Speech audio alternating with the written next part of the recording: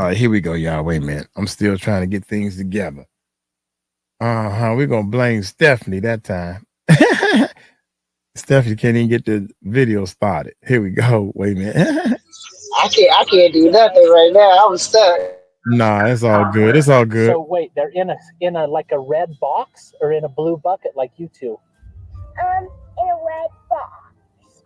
Did they call them their wives? He goes, yeah, he called them their wives to make his stuff. Anybody that left would be killed. I'll take it. Oh, but you know what though? Check this out. When she said they in a red box, he said they in a bucket because you saw how little the bucket was. Watch this. We wanted to survive the coming up apocalypse. So wait, they're in a like a red box or in a blue bucket like you two? Look how big that red box. That's a storage thing, a red box. And the little girl said a red box. In a red box.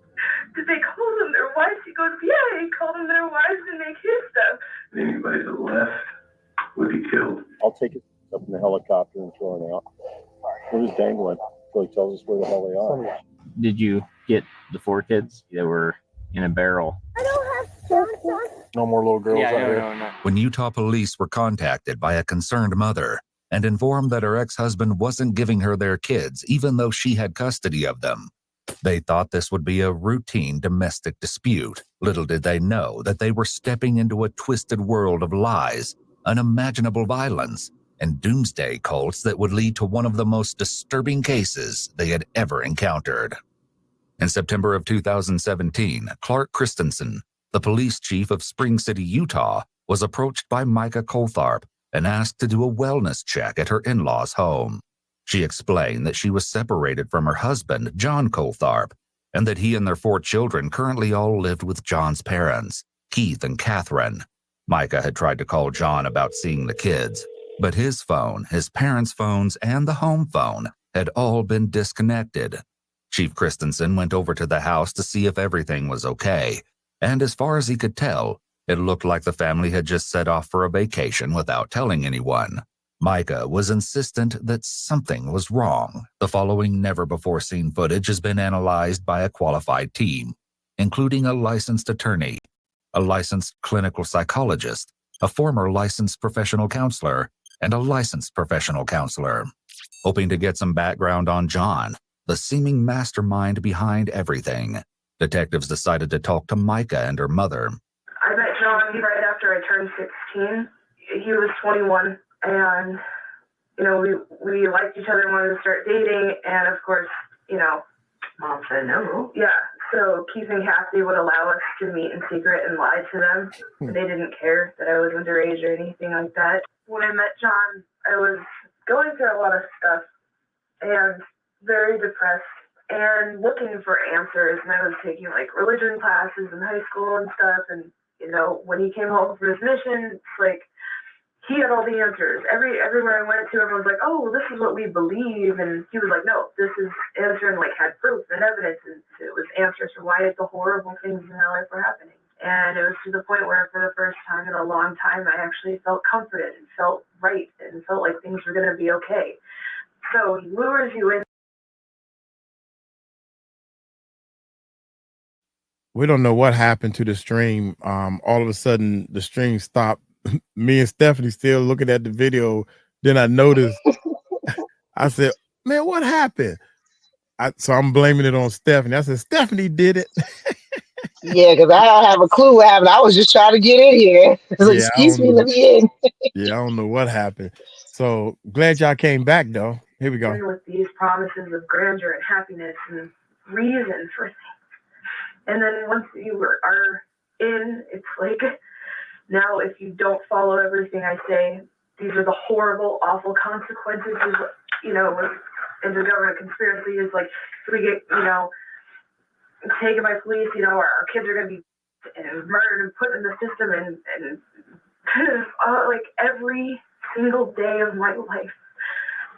That's all he would talk about. That's all he would research. He would have people over, all these different kinds of people talking about like earthquakes and different calamities, solar flares, planetary alignments, and all the reasons for why the world UFOs.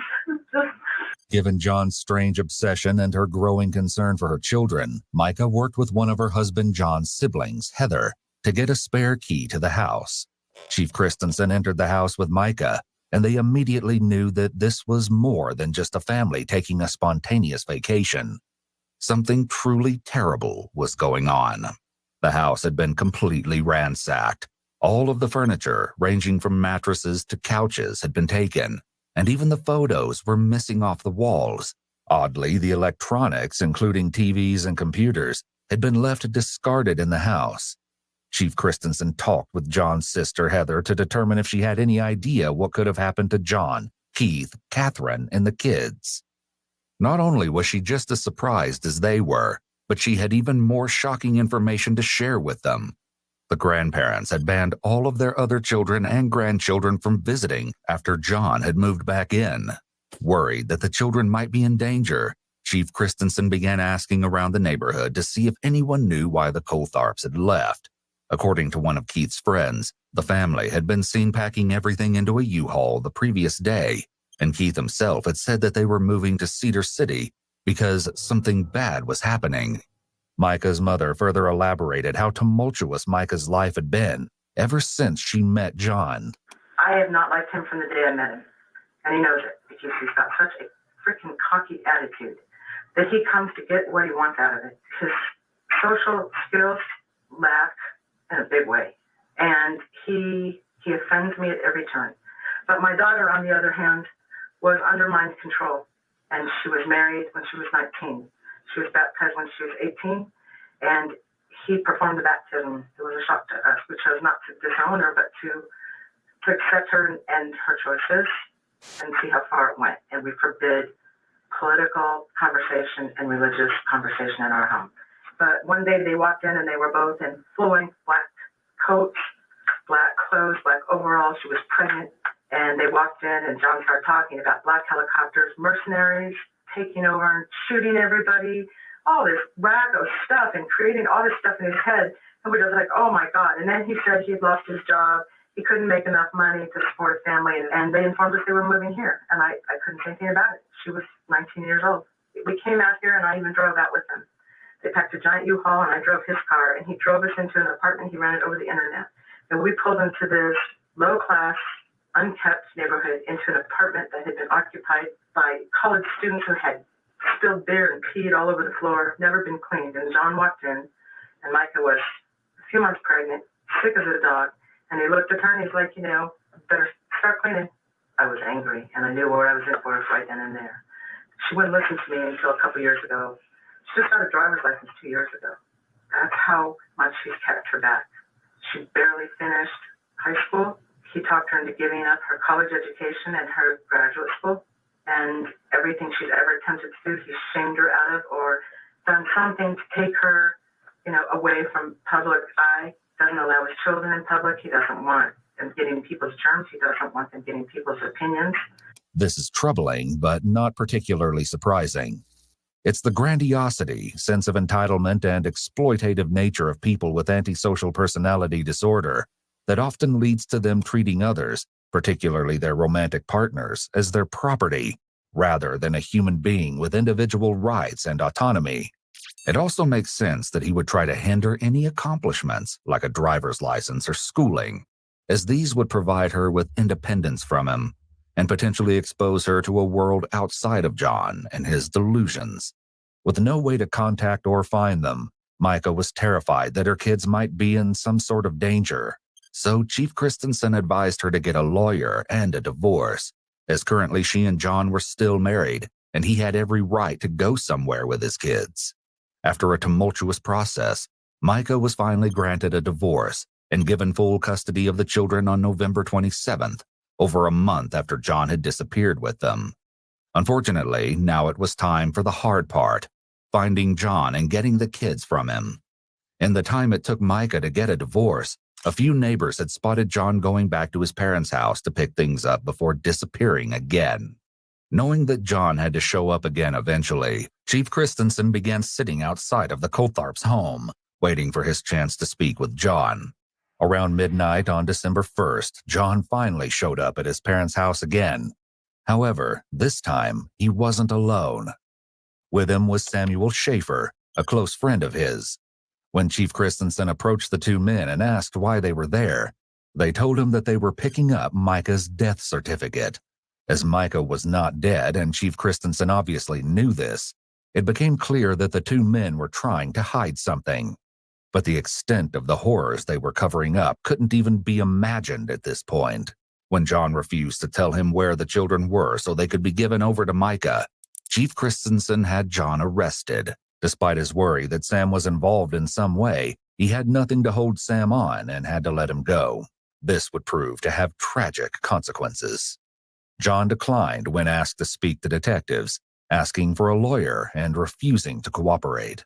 Eventually, though, the police were able to locate Keith and Catherine's cars on a compound near Lund, where John and Sam had been living not only with John's parents and 4 children, but also with Sam's 2 daughters. The compound was raided on December 3rd, and the authorities were disgusted by the living conditions that they found there. The storage containers that made up the compound were riddled with filth, trash, and clutter. Boxes and containers lined the floor, and dirt had been caked onto every surface. Among the junk and the refuse of the compound, there were signs of the children. Children's clothes, toys, and drawings could be found throughout the storage containers. However, there was no sign of any of the 6 children themselves. After dedicated searching, the police were able to find John's 2 sons, alongside their grandparents, Keith and Catherine. Strangely, the 2 young boys' hair was so filled with tree sap that everyone thought they'd have to shave their heads. While 2 children being recovered was good news, the fate of the 4 girls was still unknown.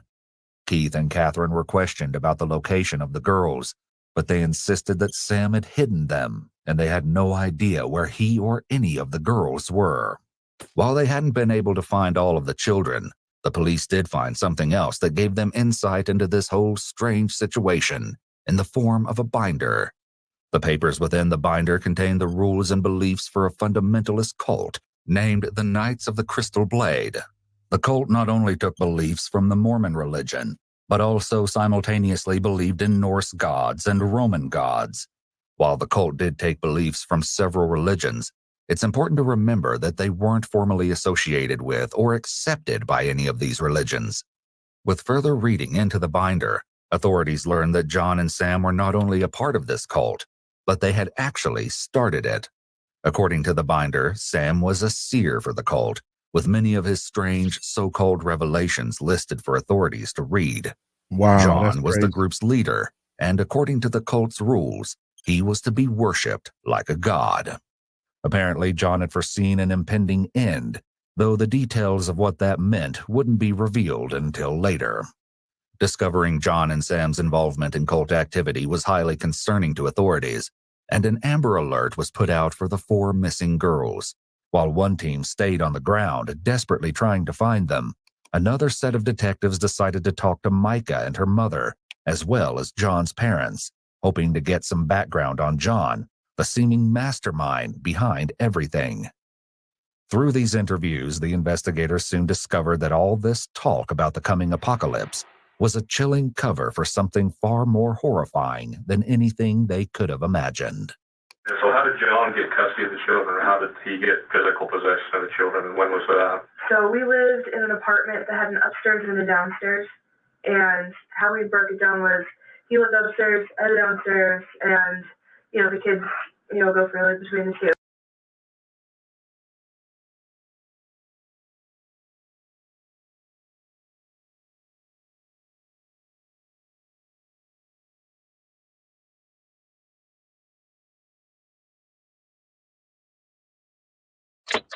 Mike, are you muted? Or am I frozen? Damn, I'm muted. Thank you. Good question. JC Lover, love to travel. I just looked, and this video has been uploaded like 11 months ago. So, you can kind of guesstimate it when this happened. He probably got the footage and everything.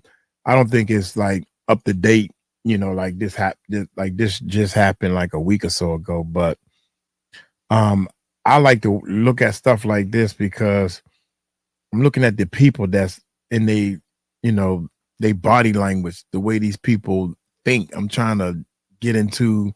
We're gonna find some kids. Watch, y'all. More horrifying than anything they could have imagined.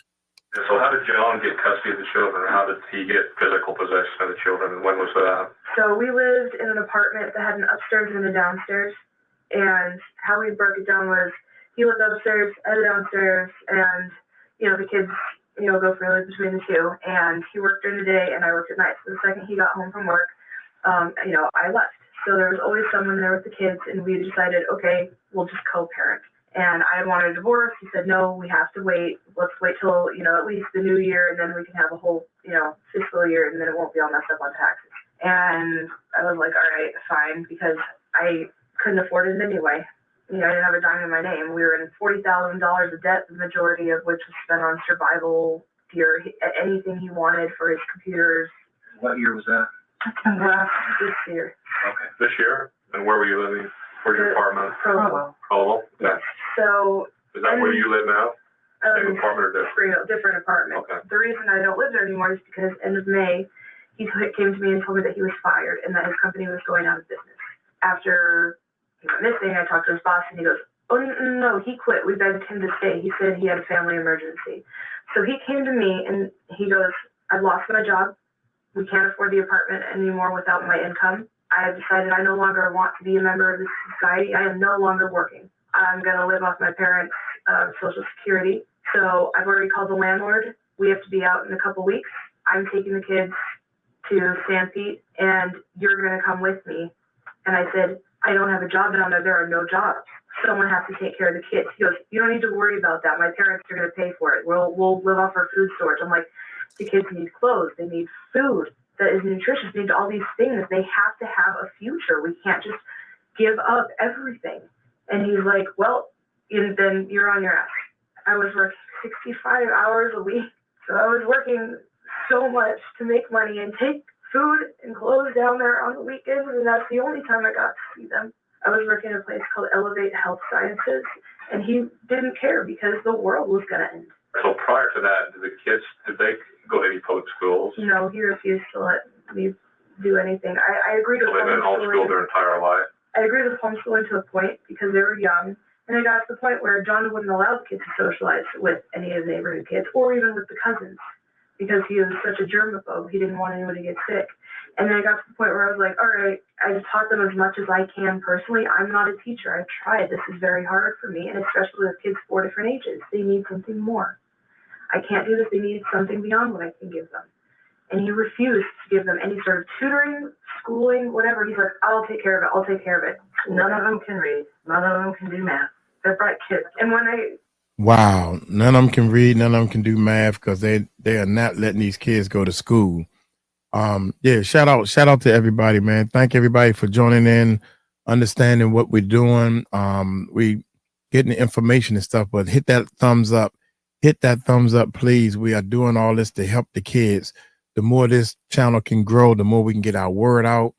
And hit that thumbs up, please. Take time out to help us, to help these kids. We are helping people. So please hit that thumbs up. I appreciate it so much. I can't tell this thing. That computer doesn't update. But did you hear what she said, though? Much as I can personally, I'm not a teacher. I've tried. This is very hard for me, and especially with kids 4 different ages. They need something more. I can't do this. They need something beyond what I can give them. And he refused to give them any sort of tutoring, schooling, whatever. He's like, I'll take care of it. I'll take care of it. None of them can read. None of them can do math. They're bright kids. And when I would try to talk to him about teaching, all I wanted to teach about was like religion. It's hard to imagine that John's parents, or anyone for that matter, would be willing to let him move in and continue to treat his children this way.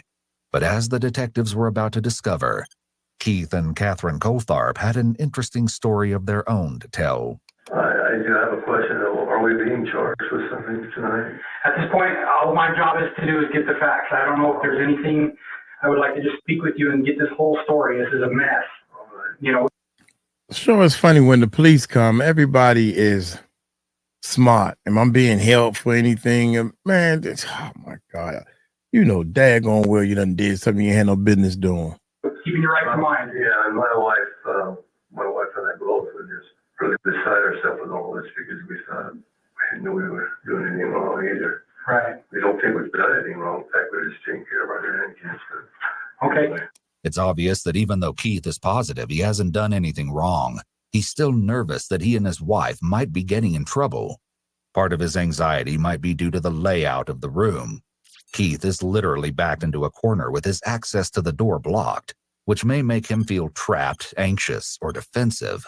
The Reed technique, a popular method of interrogation in the U.S., recommends that investigators not be seated between the subject and the door to prevent false imprisonment claims.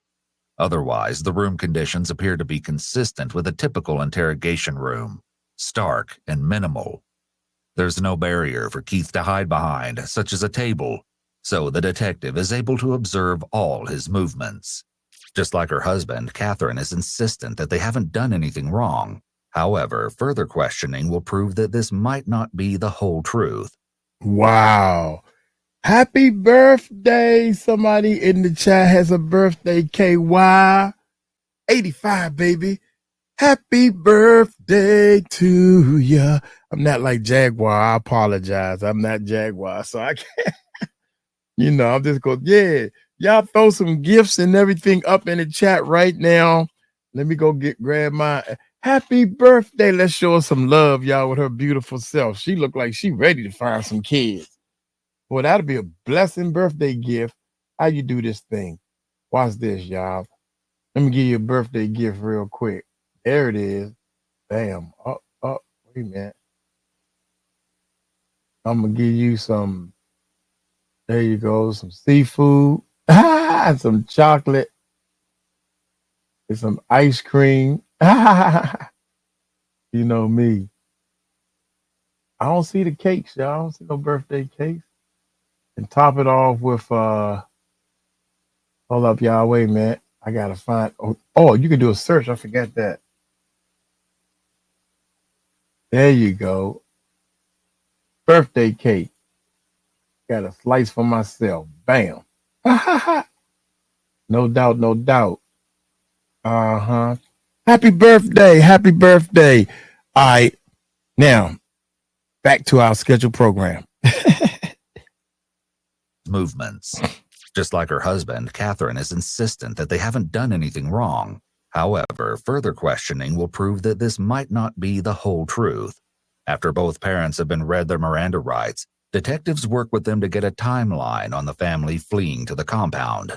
I guess for quite a while, myself and my husband had been, looking at the world events and everything, and we read the scriptures and saw the prophecies of the end times and everything, and John was always talking to us. I mean, he was always talking to us about that stuff, and so we were into it. It was interesting, and we believed that we're probably near the end of times, and we wonder how the Lord's going to gather his people to safety and all that.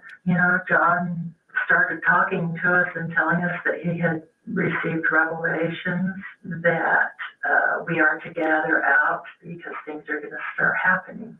So in this process, it got to a point where Maggie was demanding to pick up the kids and take them to her apartment in Provo with a guy that she was living in with there, and John would put up with that. He said, no. He says, we got to leave.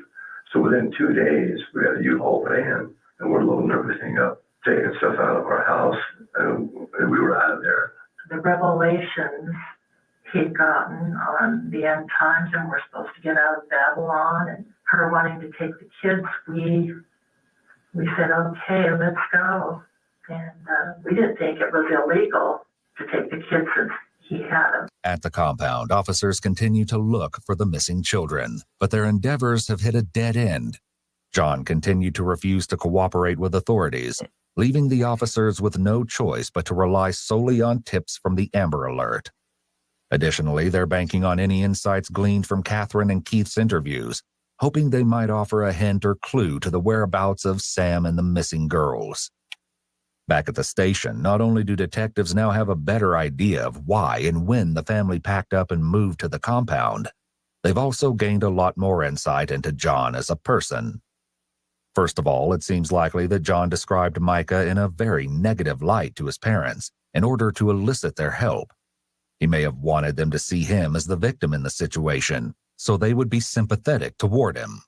Yet, as Keith is about to admit, John didn't just rescue his parents from the supposed apocalypse because he loved them. He got a commitment from us before we left that we were going to support him and support this whole thing with regard to the United So by States. support him, what does that mean to you? He was in charge. We had to vote to allow him to be in charge. But financially, who was paying for it all? Me. You He were. took all the money.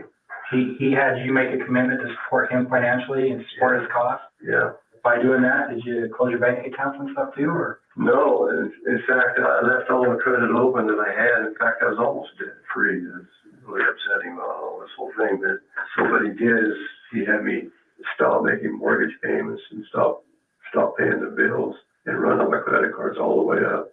He bought a Chevy Suburban from that place in Cedar City, Black, Bradshaw. Yeah, and it's a 2016 Suburban. So what was his reasoning for needing that vehicle? Do missionary work, proselyting. Keith readily admits to being convinced by John to financially support the cult, which is indicative of John's manipulative and parasitic tendencies. It's possible that he's using these so-called revelations and prophecies as a way of convincing his parents to support him financially as they fled off the grid with him and the kids. This would also explain why he wanted Micah out of the picture so badly. He likely knew his days of manipulating and controlling her were long over, so he needed to get financial support and run with the kids as fast as possible. The revelations that John receives and Sam received had to come from somewhere, but I don't believe they were from God now as I look back. They were so convincing and so beautifully written out of a language that they never would have used. And they were uplifting. Having studied it extensively, John is familiar enough with the Bible that it was likely easy for him to manipulate his words into sounding biblical enough to fool his parents. As Catherine is starting to realize, everything her son has told her seems to just be a ruse in order to get her and her husband's money. But that's not the only reason he wanted to go to the compound, and that true reason is more disturbing than anyone can imagine.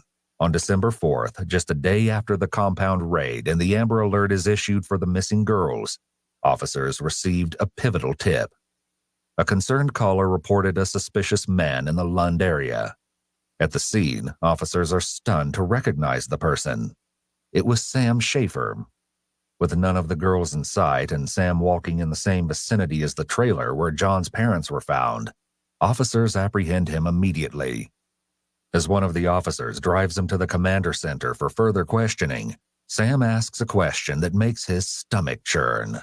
Did you get the 4 kids? Or What's that? the 2 girls that were in a barrel, wrapped up so they'd be warm. In a barrel?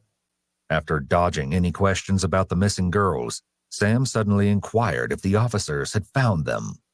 What truly sent shivers down the spine was his nonchalant remark that they were warm in a barrel.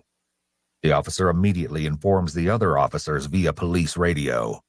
But this was only the beginning of an unsettling twist in the story. It was in the back of the junkyard with the red storage bins. Where at? Back of the junkyard in the red storage bins. Couple of Here on the property? On the property behind. It's a property that's back behind to the right a little bit. It's got red containers on it. Red containers. What color's the barrel? Blue. It's a blue barrel. He's saying, I'm going to pick his stuff up from where we're at. I can't imagine it'd still be in it. So is this by the North Connex boxes? That junkyard, yeah. Back in the junkyard. It's the back of the left of the junkyard. I doubt they're still in there. I just was scared. How far back? Maybe, I'm a bad estimator distance, maybe 40 yards or something. As he rushes to rescue the little girls, Sam's nonchalant attitude about this entire situation continues to baffle the officer. If they're still there, they're going to need water and Well, no matter where they've been, they need water. Food. As the officer and his team reach the junkyard, what they witness sends a wave of dread over them. Left him in a blue barrel.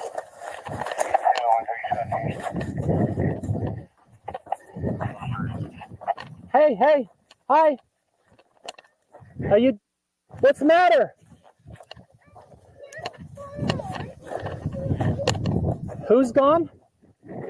Where's your sister? What's her name? You're done. Bless her heart. Oh my God. Where's the other two girls? They're in the storage container. Which one? The red one. One of these? No. A storage container very far away. Cedar, one of you 15. Is it that one? Who's in here? Correction, I need command. Is she okay? Are you doing okay in there? Okay, you want to come out here?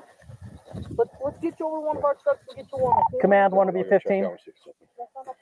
Okay. I need some ladies in there. Okay, are you cold? Command, I believe we have the two Schaefer daughters. We cannot locate the other. They were locked in a container. Hey, let's go to my truck so you can get warm. Let's get her out. Make sure it's okay.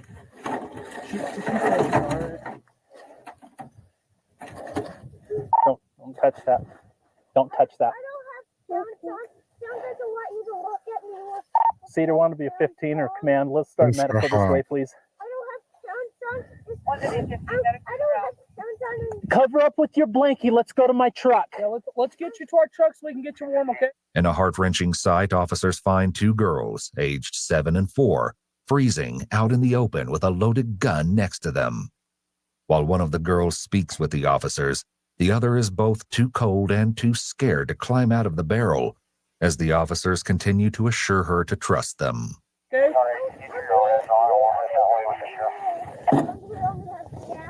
What's that? I'm about 1,000 yards north of where you buzzed me earlier. Out here, kind of a junkyard. I'm away from my truck. I can't turn my lights on.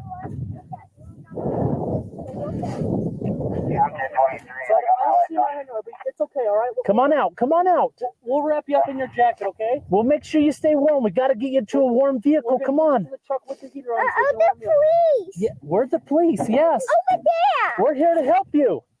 There's a whole bunch of us out here trying to help you guys. Okay, just come on out. Come on out. We have to find the other two. As the officers continue to convince the little girl, all units rush to the location, including those who'd picked up Sam. With both of John's daughters still missing, police deployed trucks, vans, and helicopters to begin scouting the location. Officers on the ground continue to interrogate Sam about the location of the two missing girls. What he reveals next is nothing short of horrific. Gosh, I just want to keep him warm. I thought I was going to come back for him. You know what I mean? Well, where have you been? Just down south. You walked there from last night, clear down south today? Yeah. Are these your daughters or are these your friend's daughters? Should I say? Or I guess. One of them's mine, one of them's John's. Contrary to what the officers had assumed, the 4-year-old in the barrels was John's youngest daughter. This meant that the other two missing girls were John's older daughter and Sam's younger. Which one's yours?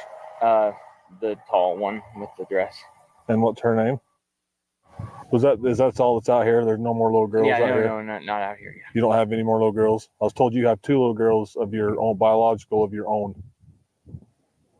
Two of my own. Yeah. Well, that's one of my own right there. And so. Where's the other one at? She's with my other daughter. Where's your other daughter at? If they're out, the reason I'm asking, if they're out here, it was only 23 degrees in Cedar last night. Oh no, they're not outside. They're at a friend's house. Down in St. George? No, not there specifically. But should I? I mean, I was under the impression too that John told me to protect the girls, and he didn't want them to be taken, and I just respect his wishes. I figure he has custody, so I didn't think it'd turn out into this, if you know what I'm saying. I didn't think it was going to be a raid or anything, but kind of scared me when it was. So and he's still laughing like he.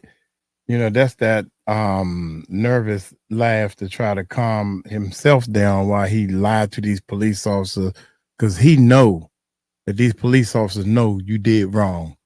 He know that these police officers know you did wrong. These are the only 2 girls that are out here right now. Out in the wild, yeah. Okay. And you stuck them in that barrel. Yeah. To keep them warm. To keep them warm. Why don't you just take them back to the house? I figured I'd be arrested on the spot, of course. And so you put them in a 50-gallon drum. Yeah, I was going to come back. And then I thought I was being followed, but I guess, I don't know. I just went, so. Let's go back to my car over here. Yeah, sure. Yeah, you're right. You are so right, 𝗗𝗢𝗡𝗞𝗦. 𝗗𝗢𝗡𝗞𝗦, that's right. Stuff his tail into a barrel with no clothes on. Y'all don't want me to start. Where are the other 2? Down south and at a friend's house. Where's that friend's house? Should I say or should I not say? Or do I need a lawyer or something like that? Or he hasn't been ready to write yet. Okay. I can read your rights, okay? Okay. As Sam continues to stall and refuses to reveal the exact location of the other 2 girls, officers continue to coax the little girl out of the barrel to safety. Sweetie, you've got to come out. Come on. So we got one 𝗗𝗢𝗡𝗞𝗦 and one And she Schaefer. still haven't came out? She's the Schaefer. She's the 𝗗𝗢𝗡𝗞𝗦. Come on out. Come on out.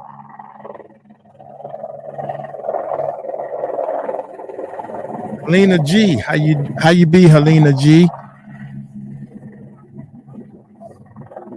All right, come here, grab it. Let's go. Come on. Watch the gun. Watch the gun. Watch the gun. I got it. Where do we need to look now? In one of the red containers. Or that's a blue barrel. You're okay. Don't be scared. I'm going to take you to a warm vehicle. With the girls safe in the police truck and paramedics on the way, authorities regroup to discuss the next plan of action. While this is happening, an officer continues to circle back and forth between Sam and the little girl seated in his truck. Get a little drink, sweet. Can you drink out of a bottle? Mm-hmm. Go ahead. You take it. You take it and get a little drink. Okay. We'll get you some food as soon as we can, okay? I don't have any food, okay? Soon. You want some more? I'm going to leave this with you, okay? All right. Now, this happened, 11 months? Yeah. The upload was done 11 months ago, so this is definitely not new. It's not new. Don't be scared, okay? We're here to help you, okay? All right. Be big girls. Okay. And then I'm officially under arrest, or? You are officially under arrest right now, yes. Oh, okay. You're a subject of a nationwide Amber Alert. Do you understand what that means? No, I think I know what that means. Let me backtrack a little bit too, because you're not officially under arrest. You are being detained while we further our investigation. Okay.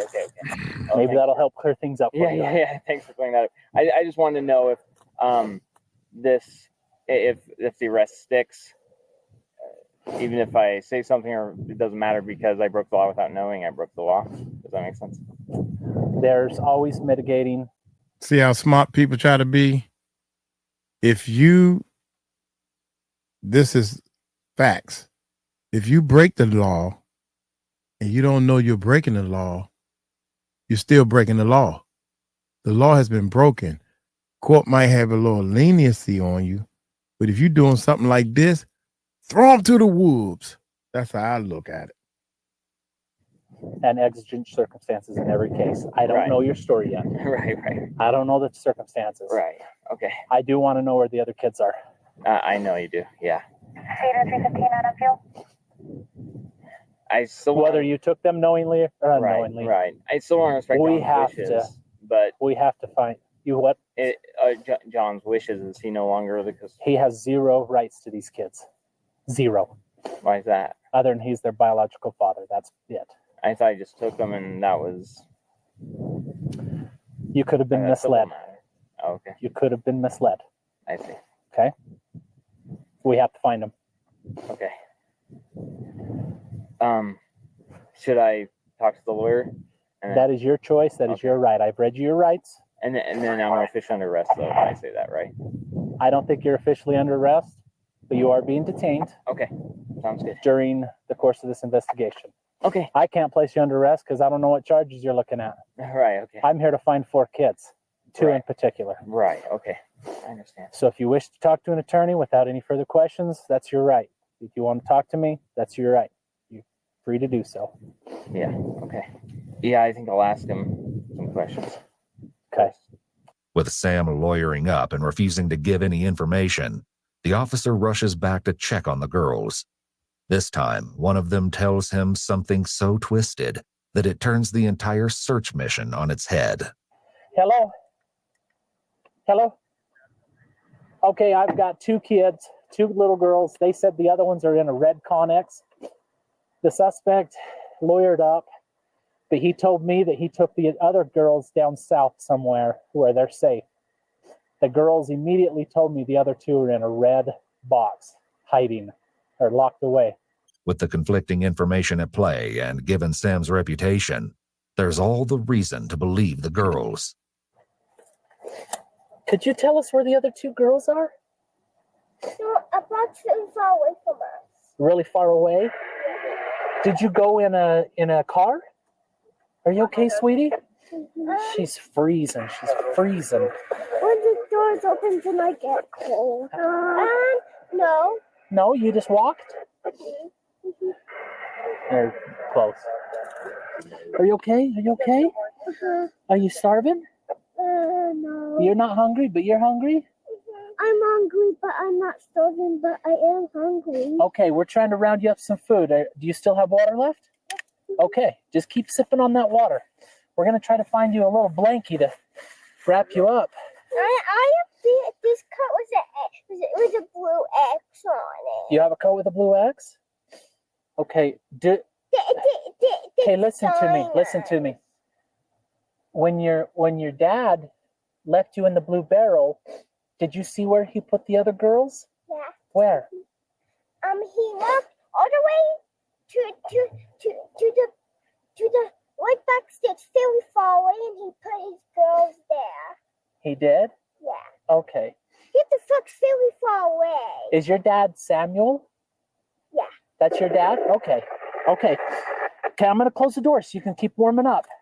Presuming that the red box may not be as far away, authorities set out on foot to look for it. They told me a red box. Check those. Check this. But the girls specifically said a red box, and they walked there. They did not drive a car. But they said very far away. They said very far away. But you're talking little teeny 4-year-old. So if there's any way we can start searching, maybe over by those trees, I don't even know. By this time, 2 helicopters, an ambulance, and 20 law enforcement officers are desperately looking for the girls. And the one man who knows exactly where they are isn't willing to talk without a deal, even if their lives are at stake. However, his statement alone isn't enough to invoke his right to silence, and so law enforcement can continue questioning him. Livid with Sam, some of the officers are unable to hide their frustration. I'm telling you, I'm not sworn. I'll take it up in the helicopter and throw it out. We're just dangling until he tells us where the hell they are. We got the ambulance coming out right now. Yeah. These 2 girls are froze half to death. We gave them some water. We're just here to make sure, and we're going to make sure these girls are healthy. Okay, good. Right here on scene. We got an ambulance on its way out. Okay, now. good. We're looking through all these Connex boxes here for the other 2 girls because it is freezing out here. Yeah, no, they're not here. They're under a blanket in a trailer. But in a trailer that hasn't got any heat, yeah, Sam's going to be cold. Yeah. I do want them to get out of there. Okay. Is that something you're willing to take us to so we can get them out of there? I've heard some. Oh, don't get me wrong. John told me never to say this to a cop, but I've heard some horror stories about CPS and stuff. I just wanted to go basically in a car straight to her mother. Well, and I do know then the grandparents are still right over here. They're not at their house, but they're Oh. they're over at our command center by the trains. Oh, they are. So they're over there. Your grandparent, that's not your grandparents. The grandparents are still over there. Yeah. Okay. So that's like I said, our intention is the welfare of the children, to make sure that everything's safe and that they go with their parents. We don't intend on taking kids. That's not our position unless it's a really bad household. We're just looking to make sure these kids are okay. Yeah, I was so scared when I was running back. I figured they'd been found, but because I thought there was guys in the junkyard last night. I guess I was wrong about that. But. No, nobody's in the junkyard. We did come out here earlier today. But we checked all the boxes. They didn't get out or anything. They didn't. They heard us, and they said they were told to stay quiet, so they stayed quiet, and so they did what they were asked to do. Yeah. I feel terrible about that. I don't want that to be in the charges or something. I was so scared. Yeah. What I was gonna say is, basically, I'd want them to go straight back to Micah, and then I'd agree with him. Mike, and I don't. That's their mother. Their mother. And I believe she's on her way down here. Oh, I'm sure she is. So she's probably right around the corner ready to shoot us. I've been out here all day, so I couldn't tell you that, but I believe she's on her way down here. So is the other two children, are they close by here then? Yeah. They are close by here. Decently close. You walked to it. Yeah. We walked to it last night. I had to carry my daughter. We were in a bad way last night too, and it was freezing last night. And the wind was blowing 100 miles an hour. My friend said I could always come over anytime I wanted, so I knew I had an open invitation, but he wasn't there, so we couldn't get in the main house. So we went into his trailer, and his side trailer or whatever. And I was hoping there was food in there, and there wasn't. It was like stale ramen, and so we're all really hungry. I got him water, but everybody just coming in, please hit the thumbs up. Hit them thumbs up, y'all. We are trying to grow this channel. We're trying to help find more kids. We're trying to find kids. We're trying to help people. We're trying to help people. Sorry about that. I'm working as hard as I can to find people. So please hit that thumbs up. Go back out or however you need to do. If you're on your phone, hit that thumbs up. We appreciate it most definitely. They're hungry and they're under a blanket. So where are they at? Will you give them straight to Micah? That's the plan. Okay. Is there a way to get a guarantee? You want me to get a detective back here to talk to you? If that's possible. Thank you. Hang on just a second. Thank y'all. For the first time Let's since do the this. officers found Sam that evening, Hit they them seemed to have thumbs up, found a way baby. to get him to talk. Given the horrendous state in which they'd rescued the other two girls, it was truly a race against time to quickly find those poor children trapped in the red box before it was too late. I'm Mark Gower. I'm the sheriff of the county. Yeah. What are you looking for from us? Okay, so basically, I totally want to cooperate, and I want the girls that would to be safe. Best right now. Everything. I'm going to pull some weeds out of your beard. Okay. I want what's best for the girls, but because of my views of CPS and things like that, I really want them to go. I have the same views you do. I would rather them go straight back into the custody of Micah, their mother. That's what's going to happen. Okay. I guarantee it. I swear on my life. Okay. Okay. So will you tell us where they're at? Yeah, please? they're in the Burl area. It's not in my friend's name. The land is. It's in some girl's name, but it's I can show you right where it's at. His name's. Oh, I know where that's at. Yeah. Okay. It's in the back trailer. After what seemed like an eternity, Sam disclosed the whereabouts of the trailer where the other two girls were left. The officers discovered the pair in an abandoned single-wide mobile trailer. The place appeared to have been used for storage. Both girls, John's 8-year-old and Sam's 5-year-old, were discovered freezing, famished, and severely dehydrated. While all 4 girls were now safe, they'd been exposed to hours of sub-freezing temperatures and starvation. Are you hungry? You just want to see your dad? Okay. You want your mommy? Okay. You guys thirsty? You thirsty? Are you thirsty, sweetie? Cold? What's your name, sweetie? Elizabeth Richardson. This isn't the girl's real name, but why would such a young child lie about their name? The answer will become shockingly apparent as the case unfolds. This is, oh my God, this is getting real hard to look at, man. Why would you do? The part that's killing me is these are your kids. This is the dad of his own kids, and you are just. If you know it's cold outside, they twice as cold. They don't realize. Oh my God. Let's keep going. Let's keep going. Let's keep going. Elizabeth Richardson. That's a good name. Here we go. You guys want some water? This is a Are you shame. guys hungry or anything? Here, I'll open it up for you. Hey, look what I found you guys. I found a stuffed animal. Do you guys want to play with that? That's my friend, Mr. Panda. Are you feeling okay, sweetie? We were in our Yeah. in our room. In your room? It's really cold in there, though. We were on the. I know we probably scared you, huh? I'm sorry. We didn't know where you're at. We've been trying to find you guys all day. We're scared because there's no adult here. We want to make sure you're okay. So, and that trailer was locked, and so we couldn't get in. So we had to climb through the window. That's pretty wild, huh? Hey, you guys want to see something cool?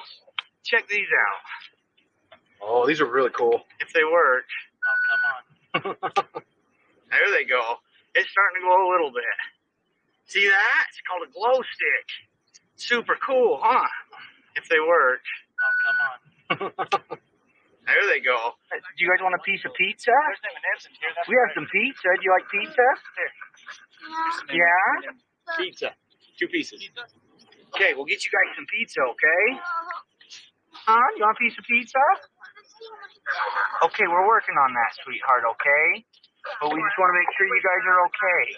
Once the medics assessed the girls, they were immediately rushed to the hospital for hypothermia treatment. One of Sam's daughters even had to be transported to a children's hospital via life flight due to her critical condition. Now it was finally time to question Sam Schaefer and get to the bottom of this unbelievable case. As shocking as everything was that had already happened, the true horror of what occurred on that compound has yet to be revealed. What may at first seem to be a disturbing parental dispute over custody would soon reveal itself to be one of the worst cases Utah has ever uncovered. Investigators will be horrified to find out that the cult John started was actually far more sickening than anyone could have ever imagined. You see, there's a twisted reason the girls were hidden. The time came when Micah was threatening him, I guess, that she's going to take the kids, never let him see them, that she's going to change every agreement they've ever had about just, you name it. Schooling, they're taught what they can watch. She basically went against her rebelled against everything they'd ever agreed upon. And it was, she wanted to take him, never let him see him, and raise him how she wanted. And John said, he's not going to have that. And so essentially what happened was one day John says, we're going to go leave and start a new life. And his parents agreed. I was his friend at the time.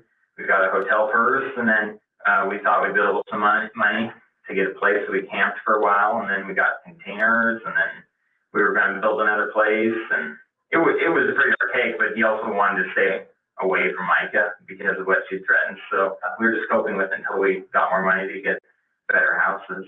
Agreed to go along with him because by then I saw him as a religious leader, and as far as I knew, he had custody rights to do that. It's a little matter as far as I was concerned. Sam glosses over the irony of how John took the kids from Micah in order to prevent her taking the kids from him. It's likely that Sam justified this decision in his mind because he saw John as the leader of their religion, so his authority trumped Micah's. With their timeline now established, the detectives try to find out more about the Knights of the Crystal Blade, an order that, according to their binder, symbolized a body of godly men. Your guys' religion, he says it's kind of off of an LDS? Or? Yeah, it's, I think there might be a few additional things besides, obviously the main church teaches, but the main drive of it's definitely LDS, yeah, for sure. I was just kind of curious what kind of some of your beliefs were. John started getting these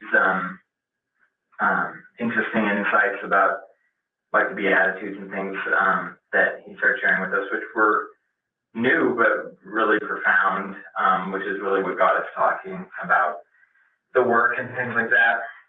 For instance, one is thank God for not just your blessings, but also for your hardships and your trials, that everything's, God's hand is in all things, and so you should want whatever he wants. You should thank him for bad things that happen. Or, I mean, you should thank him for the bad things that happen so that you learn. Trials in your life, right? What's that? Like your trials in your life. Right. You should thank him for those too, because it teaches you something. He wants you to make a bad situation turn better, things like that.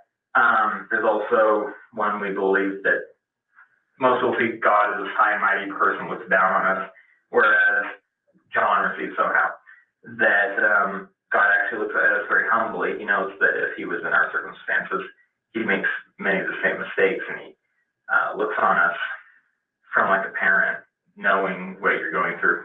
How do you believe, or what do you think about the polygamy part of the FLDS? Is that something you... We believe in the Old Testament.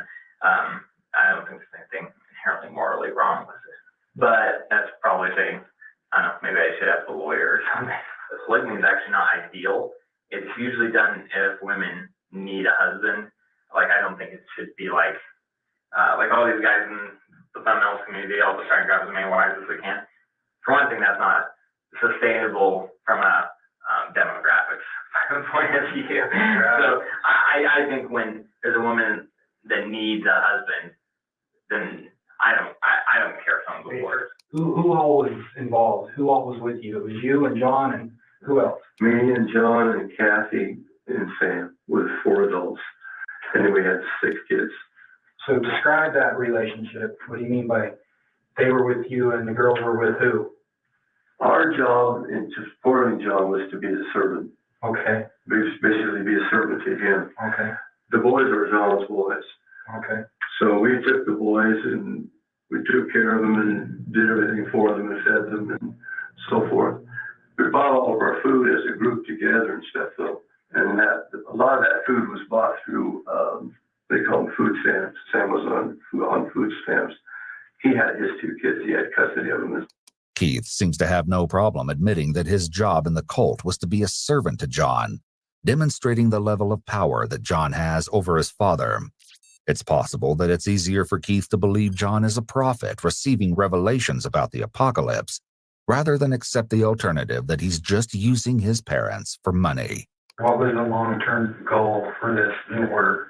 That we would go to the desert and the Lord would tell us where to go, and then things would start coming down around us and we'd be away from all the destruction and everything, and eventually we'd go to the Rocky Mountains and then walk to Alamondiaman and all that stuff. It's like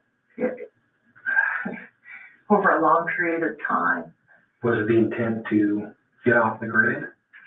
The intent was to save our lives. Well, I understand that, but you mentioned something about being off the grid. Well, yeah, that's what we tried to do. I mean, he bought those solar things. Wow, that's crazy. You have the internet. Catherine admits that although she was told they had to get off the grid to protect themselves from the apocalypse, John actually continued to use the internet on the compound. This is the detective's first hint that there might be a deeper, darker reason that John brought everyone to the middle of the desert. While everything they had learned about the cult so far had been shocking and appalling, nothing could have prepared them for the stomach-churning truth they were getting closer and closer to uncovering. Tell me about John's parents real quick. They listened to John's revelations and different inspiration he had, and they felt a good spirit about it, and they decided that they agreed with their son. They wanted to help him, and they didn't like Micah, of course. And I think it just kind of went from there. It just kind of came along, I guess you could say. So how did they end up with the boys? Really out of control, and John couldn't take care of the girls and him at the same time, like he'll just do. He's uncontrollable. What do you mean?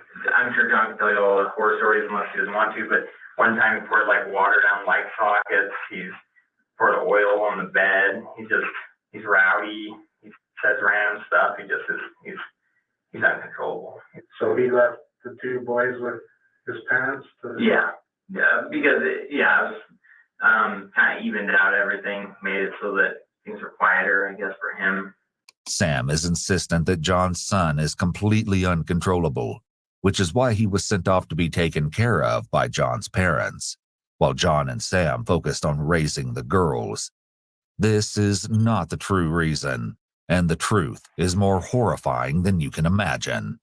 As well, it's important to note that the child may have been acting out as a result of his turbulent home environment. So what was kind of the sleeping arrangements out there? What, there was a tent or something. Is that where you were staying? Or? A tent? Yeah. Oh, you mean out in the sand pit? Yeah. No, that was just a temporary thing for the fun of it. The other night it was really clear, so I put it up. But most of the time we're in the containers. Who's in what containers? Is that? Is there any containers? Oh, yeah. Is that something I need a lawyer for, you think? That's totally up to you. If you don't want to answer that question, you don't have to. I'm just kind of curious. Though Sam has mentioned getting a lawyer, he hasn't unequivocally stated that he wants one, which means that the interrogation can continue.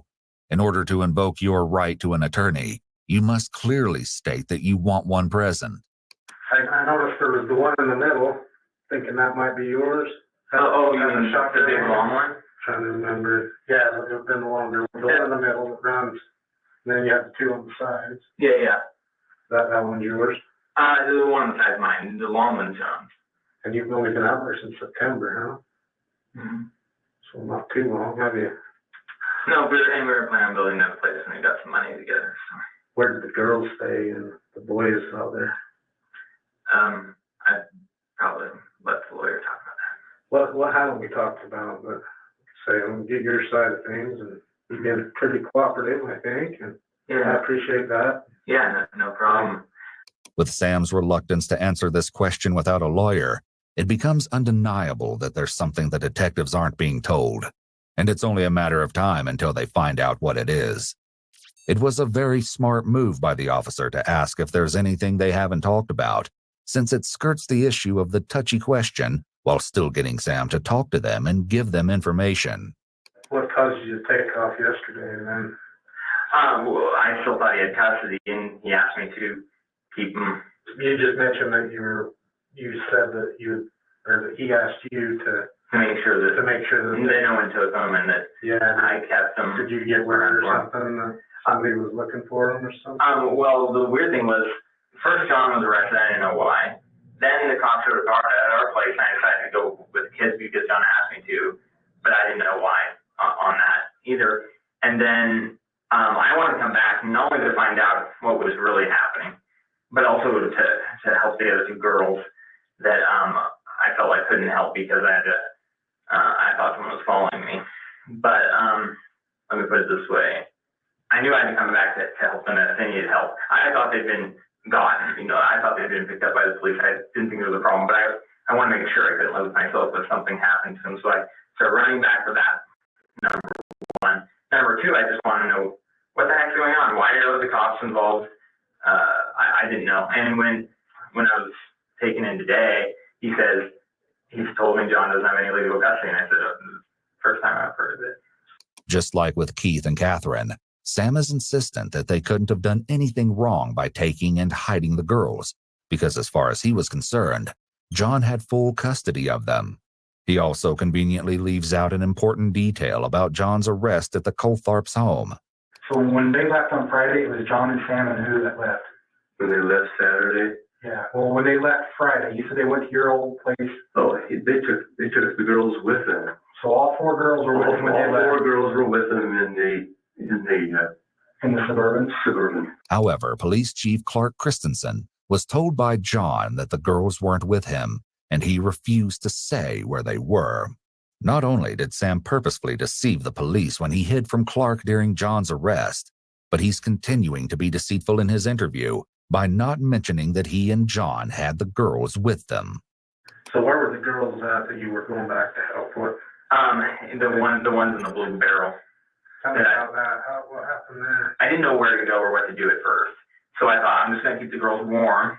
So I wrapped them in the foam and put them in the bucket. And I was going to come back for them maybe 10 minutes later. I didn't know where I was going.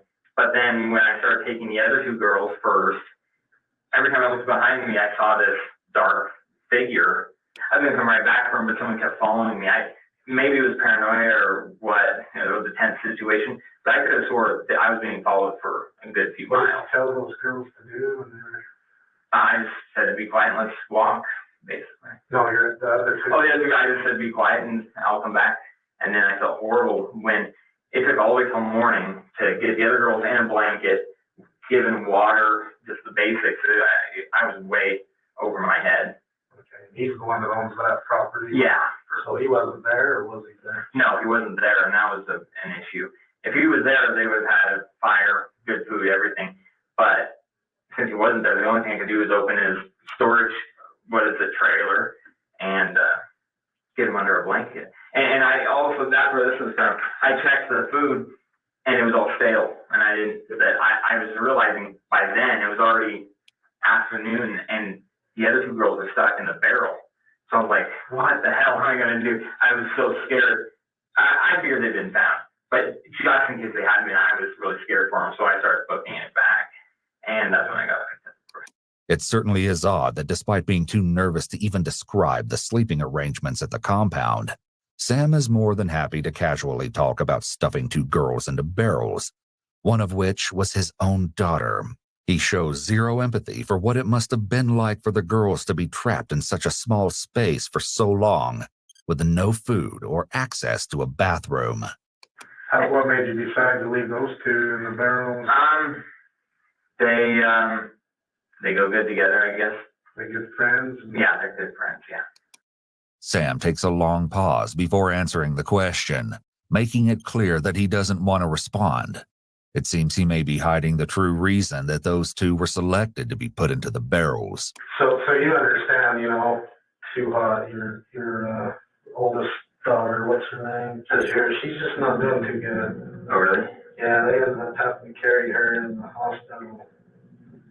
She's just real weak, and a lot of them aren't doing very good, being out in the cold like that. Yeah. You understand the severity of that? Yeah, I do. I only did it because I thought it was a serious situation, but it went way over my head, and I accepted the responsibility. What could happen if something happened to them, right? Yeah. Oh, yeah. I'd be held for manslaughter probably or something, right? Yeah, it'd be pretty bad. I would feel terrible about it. I'd accept responsibility for it. If that happened, I'm totally open on that topic. I went way over my head. I know I did. Sam's reaction to finding out one of his children had to be hospitalized comes across as callous. He appears to be unconcerned and doesn't even ask any follow-up questions regarding her well-being. While this might be the detective's first time encountering this colder side of Sam, Keith and Catherine have become very familiar with it. And then the week before that, they very suddenly made the statement that anybody that left would be killed. Did they, in fact, follow that up with a threat other than be killed? Or tell you how you'd be killed? They basically did. In fact, one day, it's U-shaped out there. I don't know if you've seen it. We have a little kind of a courtyard there. So the kids are supposed to stay in that courtyard, and if a helicopter or somebody came over, they were supposed to run inside the trailers. One day, one of the kids, I stepped out of that corner area, which was okay, but one of the boys followed me, and Sam blew up, and he mentioned something about killing us, or killing me. If I caused them to find something else. So how long ago was that? 2 weeks ago. While it's likely that John manipulated his parents and exploited them for money, it's important to keep in mind that Keith and his wife are adults. They also had a responsibility to keep their grandchildren safe, and instead, they appear to have ignored major warning signs about John. In fact, throughout his interview, Keith appears to be more concerned with his current financial situation rather than the safety of any of his grandchildren. Between the death threats, the living conditions, and the brainwashing, it's clear that life on John's compound was a nightmare. But unfortunately, the cult had an even deeper secret, one that Micah finally warns the detectives about. Like, I'm glad you going back there, and he turns around and goes, "Are you glad to not be Sam's wife anymore?" And I was like, "What do you mean?" He's like, "They got married." I'm like, "They got married?" I'm like, "What does that mean?" He's like, "Well, they sleep together." And I said, how did they sleep? And he's like, "Well, I slept in the container with and Grandma and Grandpa, and then John. Okay, breathe.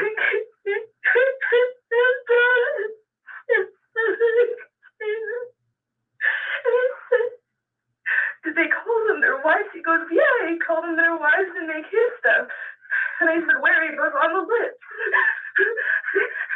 Okay,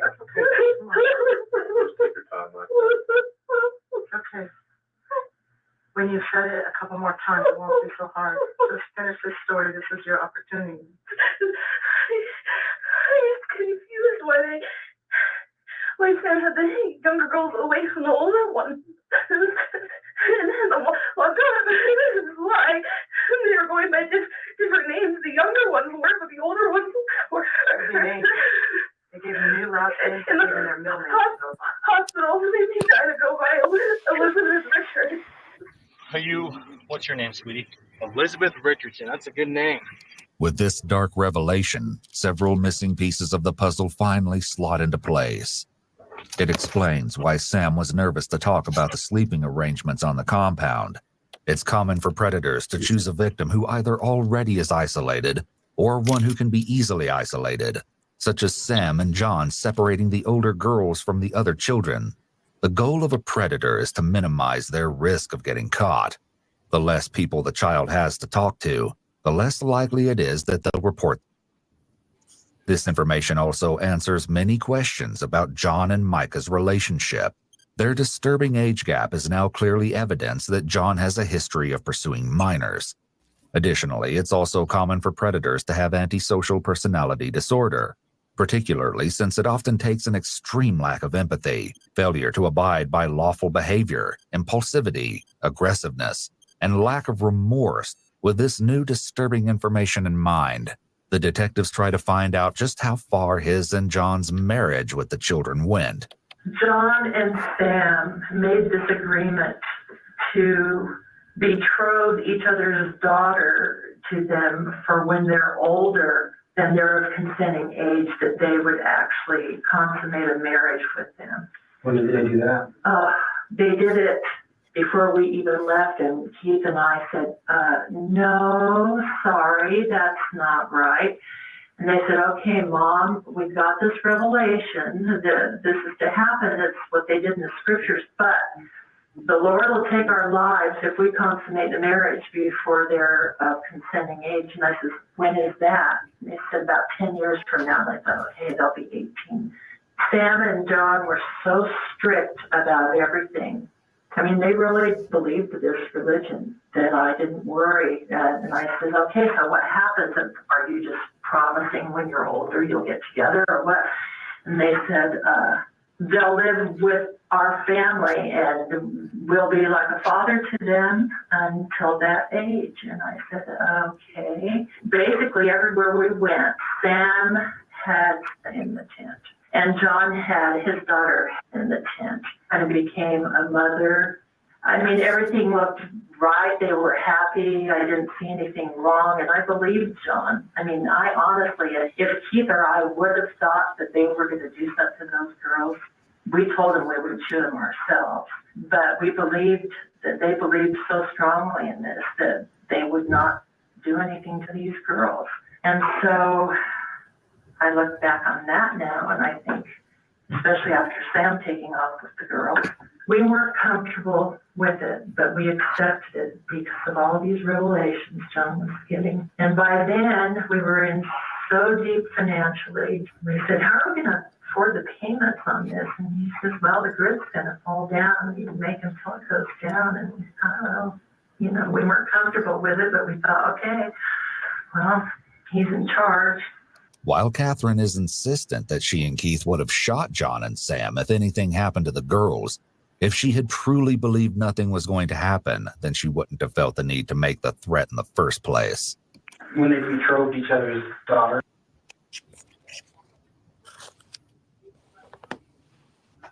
Yeah, that's the same thing I was thinking. Why even make that threat? This is your son. If you're going to make that threat, then you obviously know that something's going on, don't you? Yeah. Hey, Murph. Hey, Stephanie. Hey, buddy. Hey. How's everybody doing? Hey, Murph. Hey, lovely. How are you? I'm letting y'all know. Oh, I'm sorry. Go ahead. He asked a question and I didn't even allow you to answer. Go ahead. How you doing? How you Stephanie? doing? How you doing? How you doing? How you doing? How you doing? How you doing? I am doing great, and I'm chilling out tonight, baby. I'm chilling out because Miss Tiny done changed her beautiful picture. You go, girl. I see you. You think I didn't notice? You thought I didn't notice you, Miss Tiny. Yeah, let's keep going. First, did they actually have a ceremony? And not with us around. I think they did probably on their own where they knelt and prayed or something like that, but we weren't. But as far as you know, they had actually married, or you didn't know that? No, just see, that's what I kept asking John. What's the difference if you're married, you consummate a marriage, and you're not going to consummate it and ask the girl's permission until they're 18? And he said, that's right, but it's like in the Old Testament where you give your daughter and then, they live in your household and stuff until... It's like a pledge. It's a pledge. But the girls started calling themselves wives in the camp, and that really bothered me. You see, John's oldest daughter, then 8 years old, started referring to herself as Sam's wife, while Sam's daughter, then 7 years old, said she was John's wife. But as horrifying as this is, it's only the beginning of the shocking revelations. I still believed John. The girls were happy. I didn't see any signs of anything wrong. We never viewed anything inappropriate. Speaking of that, did you ever see them being affectionate with each other? Everybody was affectionate. We were like a family, so nothing more than usual we'd all tell each other, I love you, and stuff, but nothing that would make me think that there was anything. I mean, the girls, I've been around girls that have been. Right. Have you ever seen with Sam and think that as a grandmother, as a woman, and think something is just not right? Maybe it's questioning that maybe they're not having, but what they're doing is just not right. Yeah. What did you see? Just him oohing over her. Like how? Just spending a lot of time with her, and we brought it up to John and Sam and said, this is not going to happen. And they got a revelation saying it was inappropriate, so they stopped. In the camp, you have to understand that we were trying to be a Zion people and love each other and stuff, so we never thought it out of place. I mean, they never got intimate or affectionate or anything like that. You never seen yes, him? Oh, no. You never seen him touch her or she touched him? I've seen there was touching like on the shoulder or something, and we would kneel to pray, and they held hands when we had the sacrament. And I thought, okay, well, they're betrothed to each other, but I honestly never believed that they would do anything, ever. Catherine is giving inconsistent statements. She may be purposefully withholding information to avoid getting in trouble. As we saw earlier, Catherine was very concerned about getting arrested, so she's evidently worried about any repercussions she might face. It's also possible that while she did notice that things with John, Sam, and the girl seemed wrong, she pushed those concerns away because it was easier to take the path of least resistance. It was likely very difficult for her to believe that her son would hurt a child, so she simply chose to believe that he wasn't. Her inconsistent statements in the interview may be a reflection of her own doubts. Unfortunately, if Catherine saw Sam doing something disturbing and abhorrent with his so-called wife, then it's likely that John was being just as reprehensible with his. They made an agreement that they would give their daughters to them, so that when they reached the age of consent, they could marry them. And so that was the agreement. They assured us that there was nothing going on, so I'm hoping that's still the case. They made a promise that there would not be any relations at all, whatever. They would basically raise them as their daughters, and then when they became of age, then they would marry them. Of what age? The age of consent. I don't know what that would be. My guess is puberty when they're able to marry.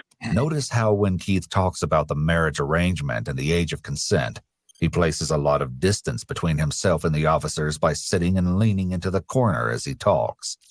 It's almost as if he's trying to distance himself from the topic because he knows deep down how bad this arrangement really is and how the officers may be viewing him. And I'm referring to when you were out here at your compound in Lund. We had Kathy and I had a tent, and the boys and Kathy and I were in one tent. The boys slept in their beds together with their sleeping bags, and Kathy and I used our mattress. We bought our mattress from us. In the tents or in the Connex shed? Put them in the sheds too. You know, we brought it everywhere we went. We brought all that stuff along. We had to take 2 trips so usually. Slept with in John's tent. Just the 3 of them? Let's see, did he have the person that was promised to him by Sam? Just the 2 of them, yeah.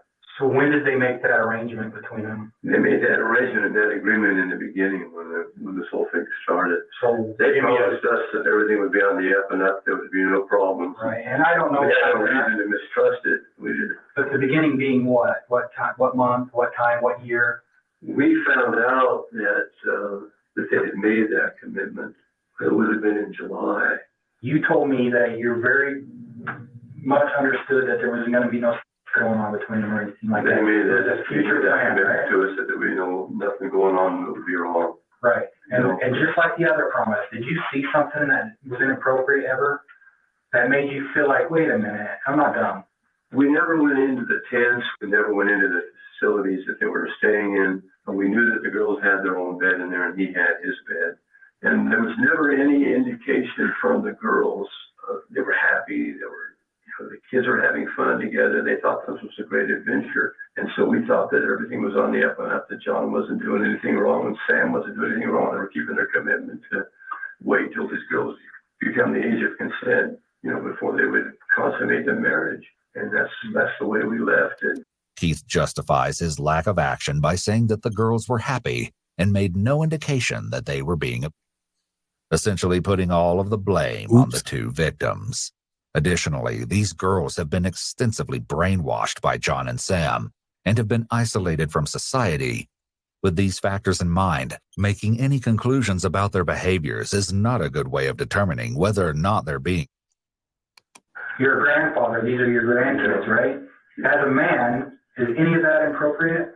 For what was going on, is that inappropriate? I know you have a religious belief, but let's set that aside for 1 second and think as a grandpa and knowing that your granddaughter is in a tent with Sam, who you already don't trust. Do you think anything ever happened that was inappropriate?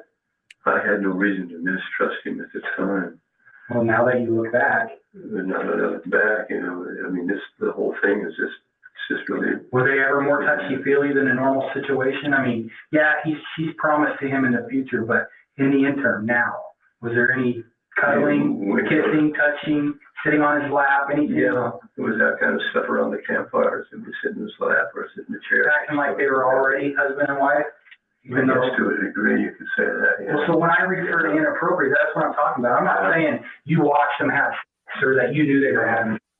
I want to know from your point of view as a grandpa, as a male, and that being your granddaughter, did you ever see something that just didn't sit right?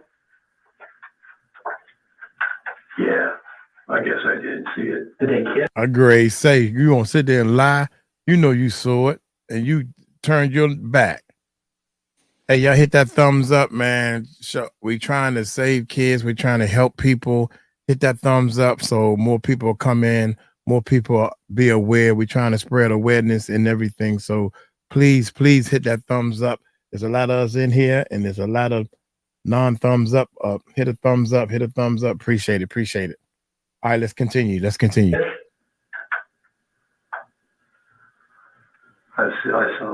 saw Sam all the time. Like how? But she would be sitting on his lap or sitting next to him. They'd bring dinner over, whatever, and she'd kiss him or he'd kiss her. Just a peck. There was no embracing kind of thing like that. But here again, we've known these kids since they were born, and if I thought there was something wrong with Sam, I would think she would have said something. Everything seemed to be okay, so we assumed they were keeping their commitment. When somebody's pure to their convictions, like a religion or just your normal way of life, you don't see it in that way. Yeah. Right? If she doesn't think that's inappropriate, she's not going to know enough to tell you that it is. You committed to John. You're going to support him. You're going to be his father. You are. He was born to Well, and you know, we agree with the religious beliefs when you look at the scriptures and stuff. That you find marriages like kings had marriages of girls 5 and 6 years old, and the teenagers. I mean, Mary, the mother of Jesus, was 13. So you know, and that's why I said I'm not here to judge or to argue any of that. And so we never had a problem with that principle. The problem we had was the girls were 8 and 7 years old. And we made sure that they made a commitment to us that there was going to be nothing going on untoward. Right. And then we accepted that. The girls seemed to be happy. We didn't see anything. I know the times that I went in to check on the girls, they slept in the bed together. So I don't know. We just never believed that they were in danger. Period. And you didn't believe that because you trusted these guys? Mm-hmm. If Sam forget the Bible. Well, I can't say that. Let me rephrase it. I understand they can find scriptures in the Bible that says young age for marriage or whatever. But what about the law? In a state of country, what about what the law says? Isn't it against the law to marry or try to 6, 7, 8, and 9? That's crazy. You're breaking the law. Yeah, it's well, forget breaking the law. What about morals? Yeah. Do you know what I mean? Forget the law for a second. I know that it's against the law, and you're 100% correct. Right. You're talking about 4 lunatics. You got the mother and father that's sitting there talking to the police, and these 2 guys. Yeah, that's crazy. Yeah, it's a cult. Out of y'all 4, y'all can't get a real brain together. All right, here we go. Sam and John were both willing to kill anyone who left the compound. Is it really so hard to believe that they would be willing to hurt a child? Now, maybe your own son you know better, but do you really think that Sam is the person you thought he was? Probably not. I told you about how the girls were found, right? Yeah. You said it was really cold last night. A big dust storm. 2 of those girls stayed in a barrel out in the field overnight for 24 hours by themselves. In a barrel? Okay. In a plastic barrel. Okay.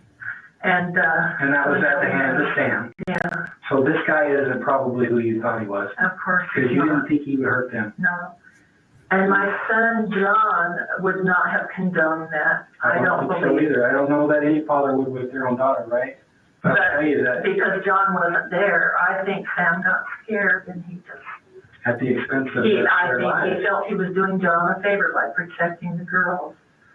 Protecting what girls, though? Because he left one of his and your granddaughter in the barrel. Yeah. And took the other 2 with him. I have no idea because I never dreamed that Sam would do that. He was second after John in this order to take care of everything. And then we find ourselves left this morning and the granddaughters are gone, his daughters are gone. So why didn't you report it first thing when you noticed it? You said that. You said Keith told you when you called the authorities. Because what was we were the hang-up? scared. Scared of what? We wanted to make sure that Sam wasn't here because he has threatened to shoot us if we go AWOL. Catherine's reply of okay when she's informed that 2 of the girls had been left in a barrel all night is a huge red flag. When someone's being interrogated and they fail to show an appropriate level of concern for the situation, detectives interpret this behavior as a possible indication of deception. Catherine doesn't even seem surprised when she's told. In fact, she doesn't even ask if the children are okay. She then goes on to defend Sam's actions by saying he was just trying to do what John would have wanted. Her complete lack of care and empathy is truly appalling. Having learned what they could from Keith and Catherine, it was time for detectives to confront Sam. And things soon take a turn for the even more horrifying. You know, I've been hearing some really off-the-wall stuff, you know, as far as some things that's been going on. You know, that's one reason why I wanted to get your side of the story. Yeah, of course. I'm just things from Mike and things that, I mean, they're way out there, I think. Oh, well, Mike is not a reliable source, but talks about way above and beyond anything we believe. Though Sam says Micah isn't a reliable source, She's actually named in the Knights of the Crystal Blade binder. One excerpt reads, "The only financial power thy enemies have in these times to hurt this work is by putting thy family in a situation that would prompt 𝗗𝗢𝗡𝗞𝗦 to rebel against thee." I mean, like, we kind of stuff like being pregnant and stuff like that. How could you be pregnant? She's only 8. Well, right. Right. That's what I'm saying. They're way out there. No, that's ridiculous. There's stuff there. I mean, why would she say stuff like that? What? I don't know to what degree. I should have a lawyer, but that's way off in left field. Yeah. Well, I kind of thought that too. That's why, That's why I wanted you to give me your side of things. Well, I also don't know to what degree thinks about certain things, or to what degree exactly the line is, or whatever. It's way over here, though. It's not what she's saying. What about, have you been betrothed to anybody? Do you believe in that? Or? Would you say I need a lawyer to say yes? No, I mean, it's not against the law. Yeah, I was just wondering if that was something. It's way more on that side of it than what Mike saying. Once again, Sam mentions a lawyer, but he doesn't unequivocally request one. And so the interrogation continues. Is there things going on between that maybe John's doing that Mike is thinking maybe you're involved just because John's doing it?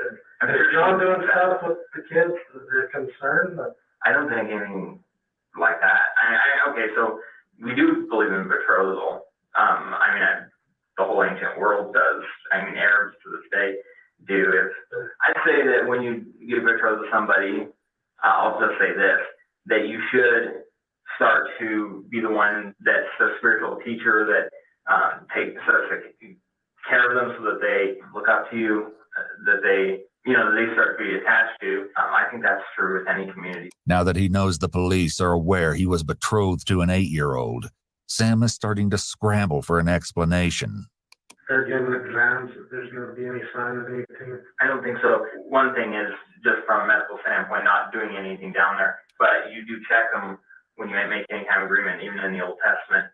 I don't know why she does not have a hymen, but it's either genetic or it got broken somehow early on, but it was before John got her, just so you know that.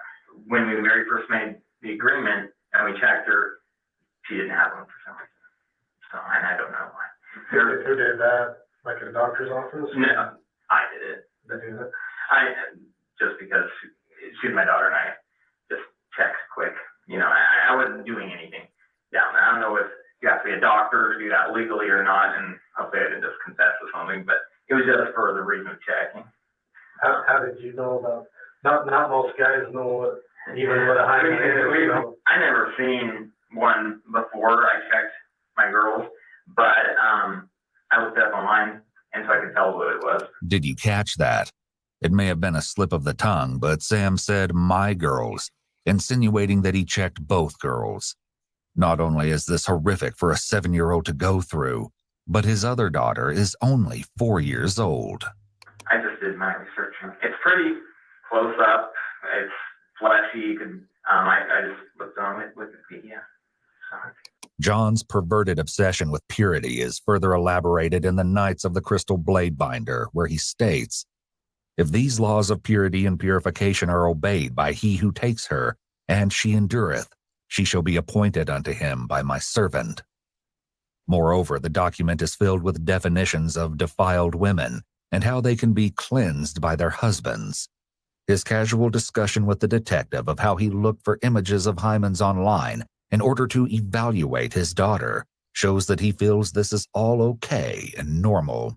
There are also some signs of possible deception throughout his answer, as when he's asked if there would be any sign of on the girls, Samuel responds with, "I don't think so."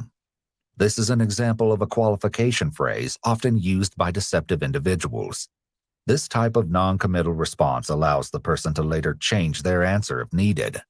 For instance, if signs of on the girls are discovered, Sam can then claim that he just didn't know. Additionally, notice how when talking about examining his daughter, he first says, "You do check them," in order to put some distance between himself and the behavior before swapping to "we check them," in order to share the blame with John.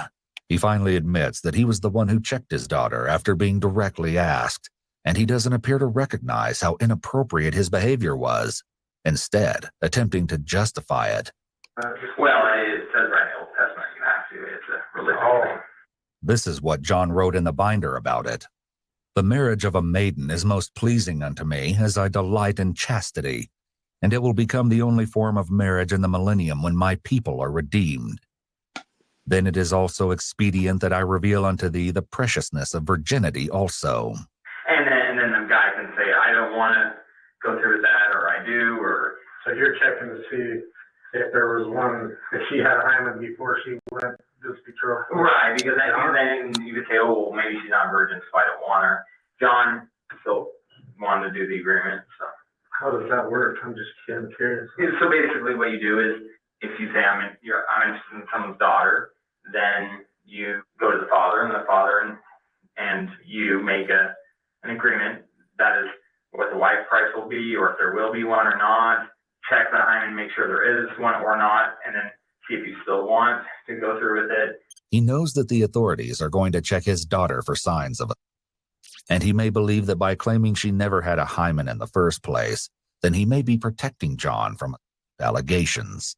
Did you check to make sure he was being honest about it, or? Is that...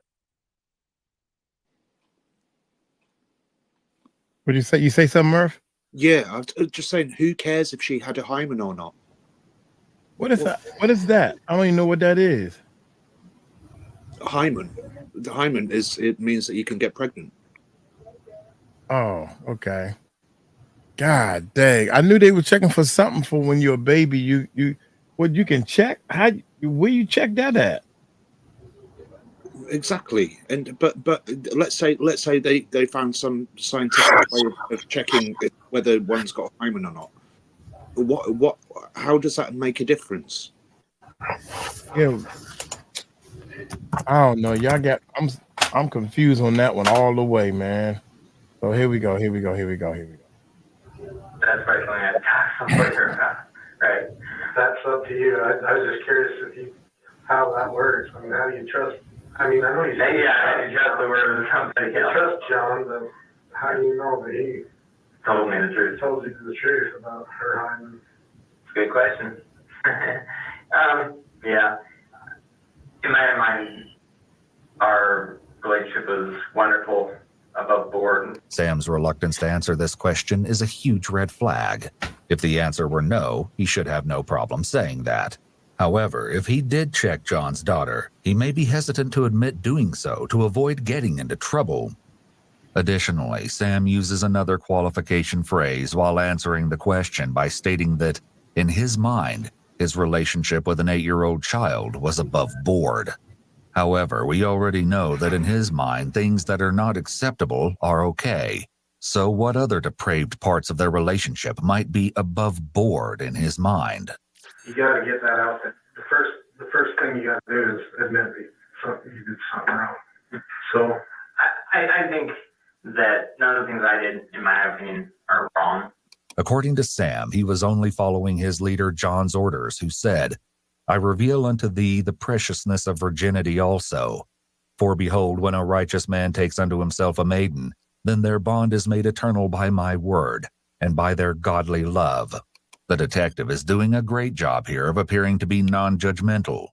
This is providing the best opportunity for Sam to open up and reveal details that he might have kept to himself if the detective was confrontational. But I also think there might be one or two things, also like when you came up with, I should talk to a lawyer about, because he knows exactly what the law says. It's costing law. Mm-hmm. It would be against the law. Except for doctors. It's different though. I actually think doctors checking him is crossing the line. I mean, I think that the definitions are already hazy, so I want to know exactly what it says.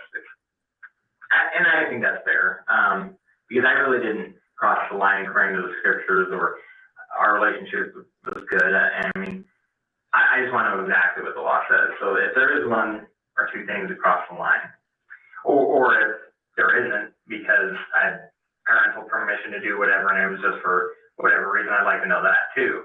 Sam appears to think that John could legally give him permission to check his daughter's hymen, showing how in his mind he and John have all the power, and the effect this act has on the girls is completely irrelevant. He's also laughing and joking despite the severity of the topic at hand, likely sending off warning signals to the detective. I think we're as above board as we could be. We looked at it from a spiritual standpoint. So any concerns about John as far as any of the, like doing other things? Anything with any of the other kids? Oh, other kids, like that weren't appropriate, you know? Maybe? No, not that I know of. I trust him. He had a great smile. They're perfectly fine kids, so I did not see a problem. When asked if John may have been inappropriate with any of the children, Sam hesitates and says no before quickly changing his answer to "not that I know of."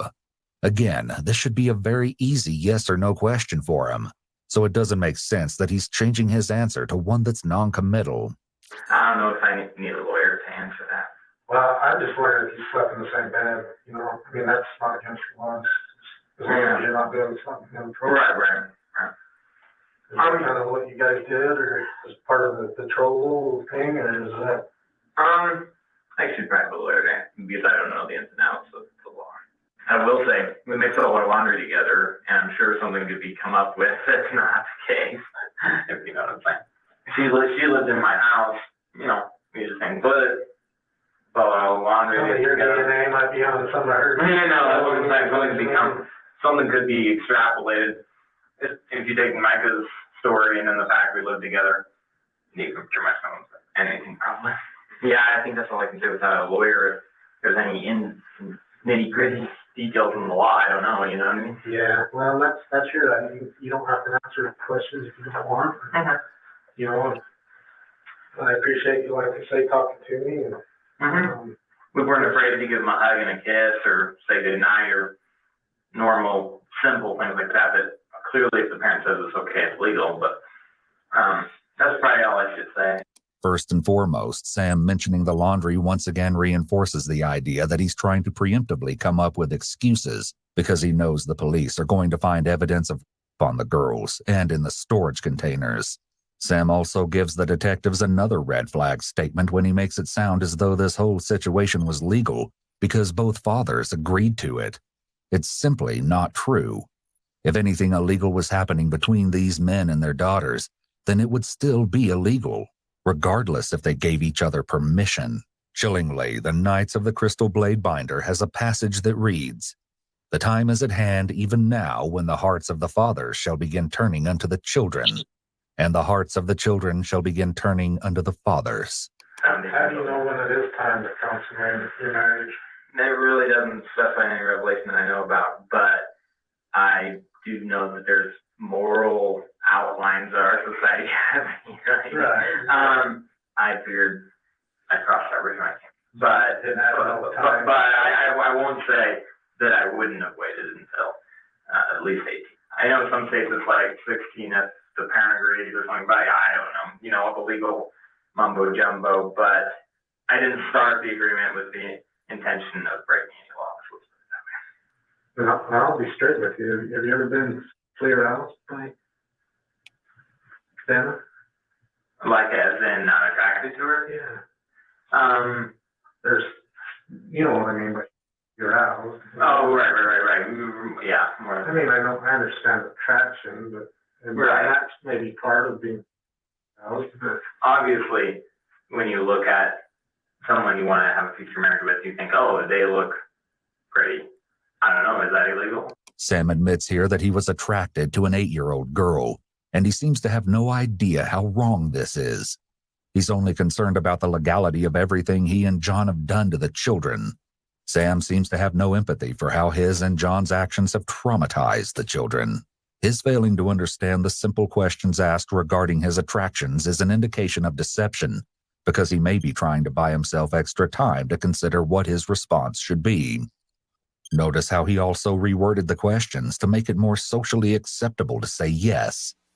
This was likely a deliberate attempt to avoid answering whether he was attracted to her or not. Telling a direct lie is very stressful, so individuals who are being deceptive will often try to evade the question. Has any of the other kids been betrothed to anybody? Not really. There was one idea in the future that didn't pan out. Somebody else that kind of believes what you guys believe in? Well, there was a guy, I don't know if he wants to be implicated by now, but he came around and he showed interest in the future. That is, like we'd make an agreement in the future. And then he decided he wasn't sure about it, so he did it, The way Sam talks about a guy showing interest in being betrothed to his 4-year-old daughter paints a very disturbing picture. While Sam made it sound as though the marriage agreement with this man went nowhere, the grisly reality was much more different. In his interview with the FBI, this man, Robert Shane Rowe, shared that he started chatting with John on Facebook in late 2016 after being particularly interested in John's revelations. Influenced and intrigued by the nature of these revelations, Robert flew to Utah to meet with John and Sam on August 25, 2017, and spent 3 days with them. During their interaction, John informed Robert that he was the literal incarnation of John the Beloved. Apparently disappointed by what he called their crazy talk, Robert showed little interest in the church. However, the atmosphere changed drastically when both men threatened to take his life if he disclosed sensitive information to anyone. He further revealed how both John and Sam planned to lure their legal wives, including Micah, into the wilderness and shoot them, as they were trying to impede their access to the children.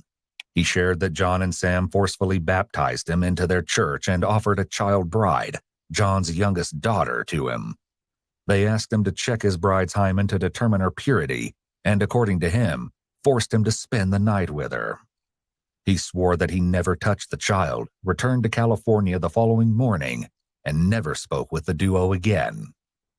While there are certain questions Sam has avoided, the detective has been able to gather crucial information about the case, much of which leads to the conclusion that John and Sam isolated their children in the middle of nowhere so that they could take advantage of them. Unfortunately, the only people who could confidently point a finger at the two men and say exactly what happened behind closed doors would be John and Sam's daughters. However, getting information from the children, as explained by one of the detectives, isn't as easy as just asking them what happened. We have a question for you. We wanted to know if you possibly would consider re-interviewing the one person who's the plethora of information and willing to talk about anything, and that you just didn't ask the right question. You know everything. Okay. But we were informed by the girl that the blonde there at the Justice Center. Mm-hmm. She told us that probably would get thrown out, re-interviewing. Well, I can call the prosecutor. Here's the problem that we have run into in the past.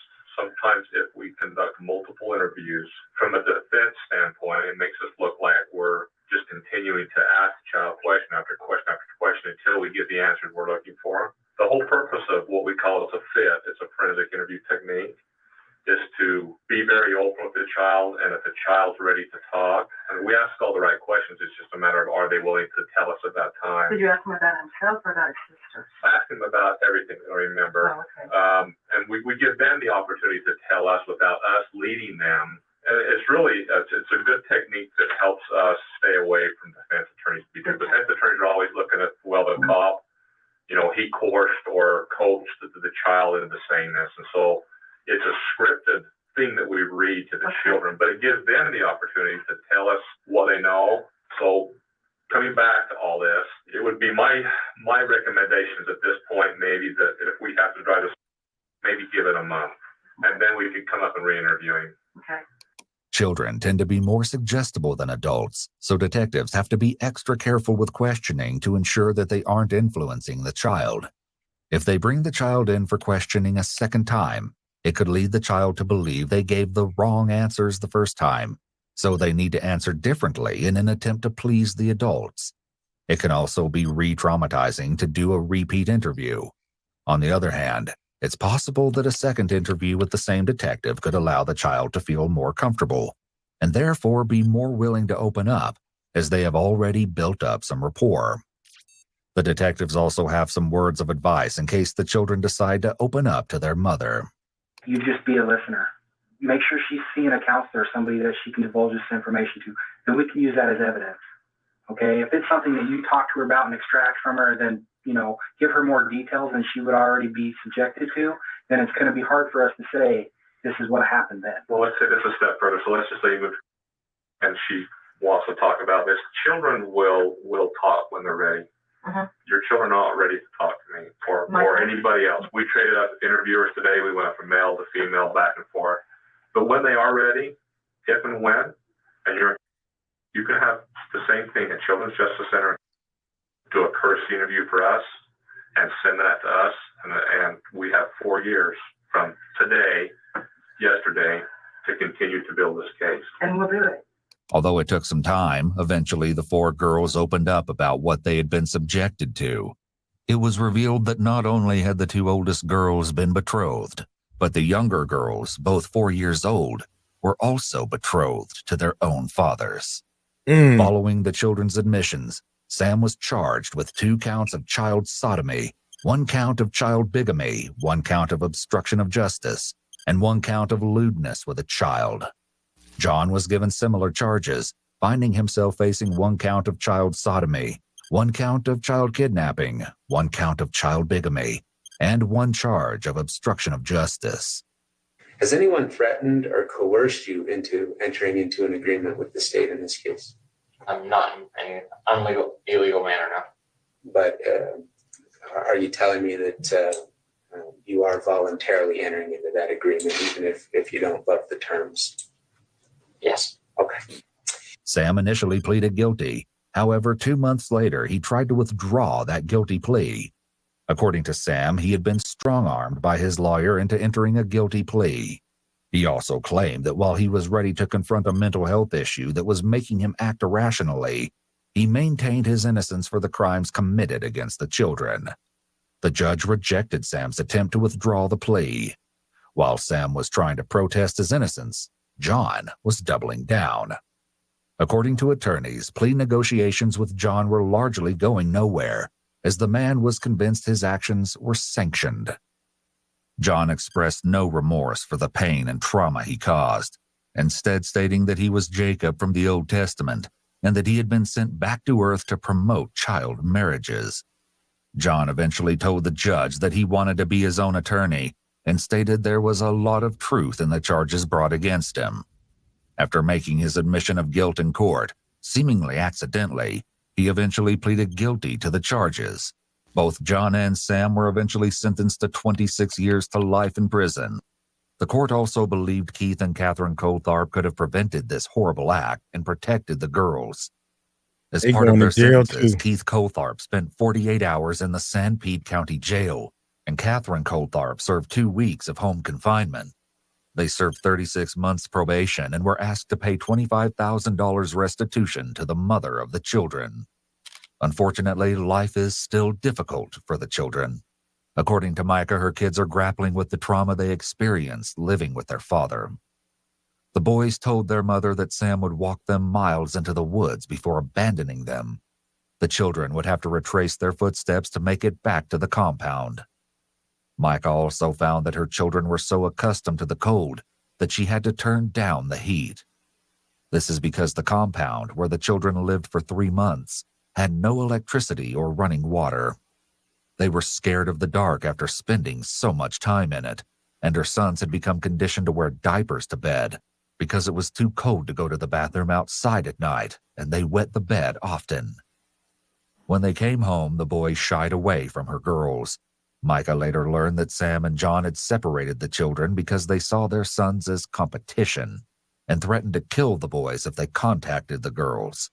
When John's 4-year-old daughter was told that her father was being sent to jail, she responded, "Can they just kill him?" showing the extent of the damage done to these kids. Micah says they're getting a little better every day, and all we can do is hope that one day they're able to fully recover from the nightmare they were put through. That's crazy, man. That is crazy. The thing that tripped me out is the parents, the grandparents. How in the world? How can you think that this is okay? Yeah, it's is just beyond. It's beyond words, really, isn't it?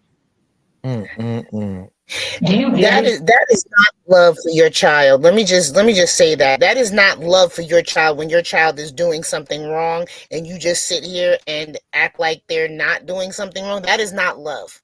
Any parent that does that, you pick wrong over right when it comes to your child. You don't love your child. No, As difficult as it might